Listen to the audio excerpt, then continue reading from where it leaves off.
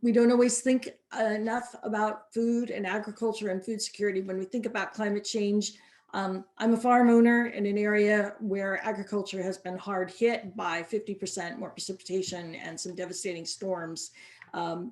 And so I am very aware and very grateful for the work that Tikaan does. He is an Alaskan Region Technical Assistance Specialist, an Atna Athabaskan, and a tribal member of the Metasta Lake Tribe. And in his role, he supports the 229 tribes throughout Alaska to accomplish resilience through agriculture by assisting in really, this is so crucial, in access to USDA programming and funding, where there have been a lot of problems with inequity, as well as opportunities through nonprofits. Tikaan is currently engaged with multiple projects focused on food security in Alaska. Thank you, Tikaan. Go ahead. Thank you, Michelle. It's great to be here. Appreciate this opportunity. One of the most critical concerns facing the Alaska food system is the security of its food supply. 95% of Alaska's food is imported.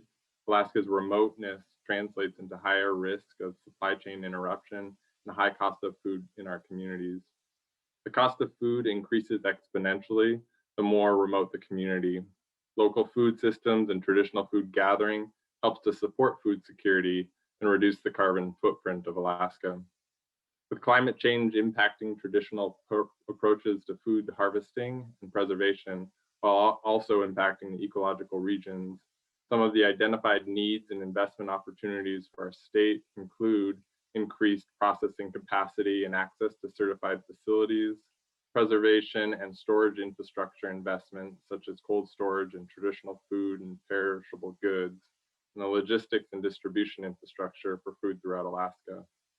Many of Alaska's communities are off the road systems and accessible only by boat or plane, as you heard from my fellow panelists today. And a federal program that was recently threatened to be cut and directly supports food distribution in Alaska is the Bypass Mail program that has subsidized cargo shipments to rural Alaska since 1972. Cutting the program would have a significant impact on Alaska, since rural Alaska relies heavily on bypass mail to get food delivered to rural stores and school districts. Additionally, the population of rural Alaska communities are usually low and are often very geographically remote and isolated, which results in infrastructure investment that has a high cost per capita. The scoring parameters often favor low cost per capita and cost benefit analysis, making it more likely that investments are made for larger communities and that the investments are not seen as financially feasible in rural Alaska communities. The federal government needs to remove grant barriers such as grant parameters that don't penalize small rural communities and higher cost per capita infrastructure projects, average cost of infrastructure projects, and low grant beneficiary numbers. Furthermore, many federal grants require substantial matching funds, which inherently prohibit smaller tribes, organizations, and municipalities from accessing these resources. A potential solution might be to reduce match requirements on federal grant programs or offer a subset of grant opportunities for limited resource communities. This could help eligible limited resource applicants in accessing useful funds for food sovereignty projects.